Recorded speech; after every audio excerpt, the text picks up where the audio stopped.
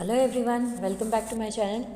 Today we are going to start chapter 4 Mughal Empire Establishment and Extension from class 7th SS semester 2.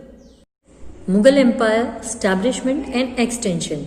So यहाँ पे आप देख सकते हैं ग्लांस एट मुगल आर्किटेक्चर, यानी मुगल आर्किटेक्चर, मुगल वास्तुकला का जो भी नज़ारा है ये यहाँ पे आपको दिखाया गया है. Independence Day was celebrated on 15th of August. Pratik saw the national flag being unfurled at the Red Fort on his TV at home. He even saw different pictures of the Red Fort.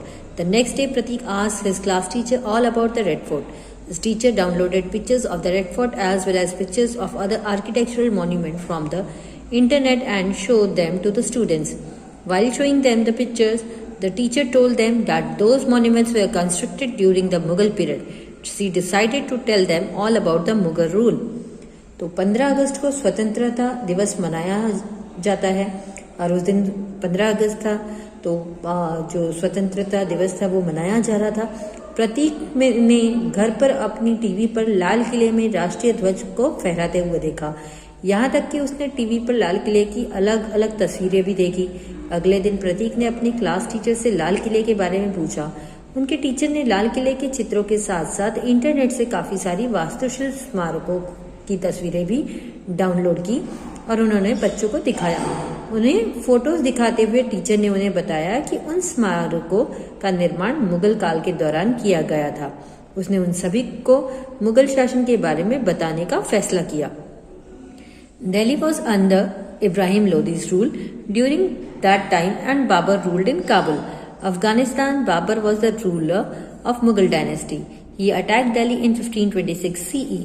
Ibrahim Lodi was defeated by Babur's well-equipped army which had cannons in the Battle of Panipat. तो उस समय दिल्ली इब्राहिम लोदी के शासन में थी और बाबर ने काबुल अफगानिस्तान में शासन किया था. बाबर मुगल वंश का शासक था. उसने 1526 में दिल्ली पर हमला किया. पानीपत की लड़ाई में इब्राहिम लोदी बाबर की सुसज्जित सेना यानी जिसमें तोपें थी उससे हार गया था. This brought an end to the Sultanate age and the establishment of the Mughal rule. In the beginning, the Mughals ruled near Delhi. Babur won many battles and his descendants gradually extended the empire.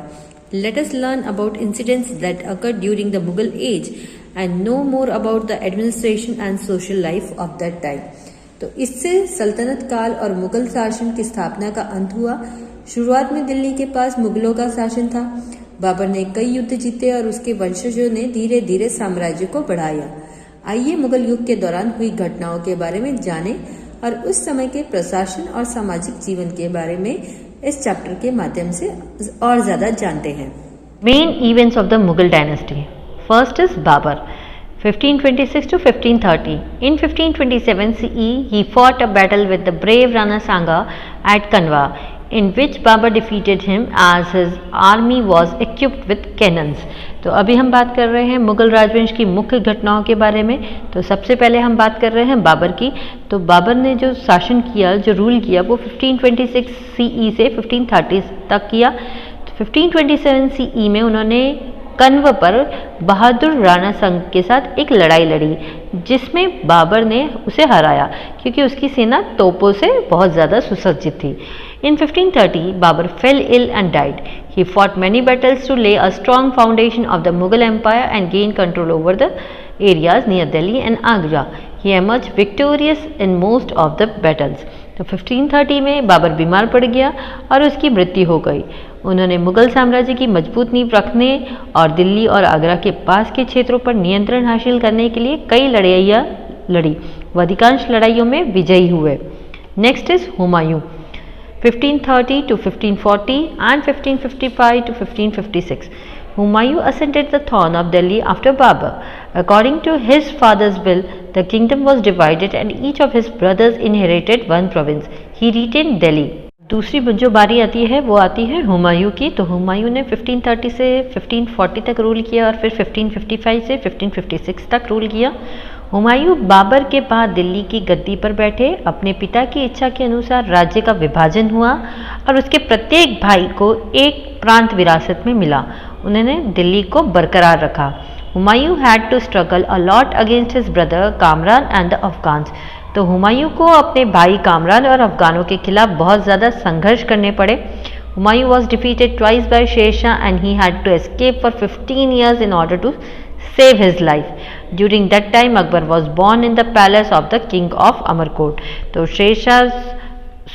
Sher Shah द्वारा हुमायूं को 2 बार हराया गया था और उसे अपनी जान बचाने के लिए 15 साल तक भागना पड़ा था। उस समय के दौरान अकबर का जन्म अमरकोट के राजा के महल में हुआ था। Humayun regain Delhi from the successor of Sher Shah.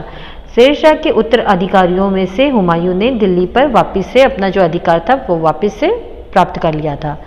अब बारी आती है शेरशाह की। शेरशाह 1540 to 1545। तो Sher Shah Suri was an Afghan leader who had progressed on his own. He defeated Humayun twice and therefore established the Sur dynasty in Delhi. तो जो शेरशाह थे उन्होंने 1540 से 1545 तक रूल किया था। शेरशाह सूरी एक अफगान नेता थे जो अपने दम पर आगे बढ़ रहे थे। उन्होंने हुमायूं को 2 बार हराया और इसलिए दिल्ली में सूर वंश की उन्होंने स्थापना करी। After gaining control over Delhi, he won many other important battles. He then extended this empire from Kabul to Bengal and Malwa. Delhi पर नियंत्रण हासिल करने के बाद उसने कई अन्य महत्वपूर्ण लड़ाइयाँ जीती। उसने तब काबुल से इस बंगाल और मालवा तक साम्राज्य का विस्तार किया। He is known as a reformer in history. उन्हें इतिहास में सुधारक के रूप में जाना जाता है। After Sher Shah the Mughal dynasty was re-established in Delhi. तो शेरशाह के बाद दिल्ली में मुगल राजवंश को फिर से स्थापित किया गया था। Next is Akbar 1556 to 1605। Akbar was just 13 years old when his father Humayun passed away। तो अब बारी हम बात कर रहे हैं अकबर के बारे में। तो इन्होंने 1556 से 1605 तक रूल किया था। अकबर सिर्फ 13 साल के थे जब उनके पिता हुमायूं का निधन हो गया था। Akbar was very young and so Bairam Khan, a faithful minister of Humayun, brought him up as a guardian and took care of the administration on Akbar's behalf. तो अकबर बहुत छोटे थे और इसलिए हुमायूं के वफादार मंत्री बैरम खान जो थे वो उनकी देखभाल कर रहे थे एज ए गार्जियन। वो एक अभिभावक के रूप में उठे और अकबर की ओर से उन्होंने प्रशासन यानी कि जो पूरा एडमिनिस्ट्रेशन था उनके बिहाफ पे उन्होंने पूरे एडमिनिस्ट्रेशन को संभाला। Hemu the leader of Sikandar सूर established his rule over Delhi when Akbar was in Punjab. With the guidance of Bairam Khan, Akbar defeated Hemu in the Battle of Panipat. तो जब अकबर पंजाब में थे तब सिकंदर सूर के नेता हेमू ने दिल्ली पर अपना शासन स्थापित किया था। बैरम खान के मार्गदर्शन के साथ अकबर ने पानीपत की लड़ाई में हेमू को हराया। Since Bairam Khan became more independent, Akbar seized away all his powers and sent him to Hajj. He was killed on the way to Hajj. जब बैरम खान अधिक स्वतंत्र हो गए तो अकबर ने अपनी सारी शक्तियाँ जब्त कर ली और उन्हें हज के लिए भेज दिया और उन्हें हज के रास्ते में उन्हें मार दिया गया। Akbar annexed Chittor and Ranthambore in the battle of Rana Pratap. Frequent battles were fought between them. तो अकबर ने राणा प्रताप के खिलाफ लड़ाई में चित्तौड़ और रणथंबोर की वापसी की। उनके बीच बार बार युद्ध होता ही रहता था। Akbar's empire expanded during the period between 1585 to 1605 CE. He annexed Kandahar, Kashmir and Kabul and established his rule over Kandesh, Ahmednagar in the south. तो 1585 से 1605 की अवधि के दौरान अकबर जो थे उन्होंने अपने साम्राज्य का विस्तार किया। उन्होंने अपना राज्य कंधार, कश्मीर और काबुल पर कब्जा कर लिया और दक्षिण में खानदेश, अहमदनगर पर अपना शासन उन्होंने स्थापित किया। There was a lot of disorder during the last days of Akbar's rule, as Prince Salim revolted. Later on, Salim adopted the name Jahangir and ascended the throne. Akbar के शासन के अंतिम दिनों के दौरान काफ़ी अव्यवस्था थी क्योंकि राजकुमार सलीम ने विद्रोह कर दिया था।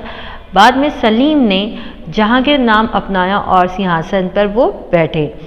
We have already gathered a lot of information about different rulers of the Mughal dynasty like Babur, Humayun, Akbar and Sher Shah Suri of the Sur dynasty. Now on the basis of this, let us know about the administration, society, art and architecture. तो हम पहले से ही मुगल राजवंश के विभिन्न शासकों जैसे कि बाबर, हुमायूं, अकबर और सूर वंश पे बहुत सारी जानकारी एकत्र कर चुके हैं।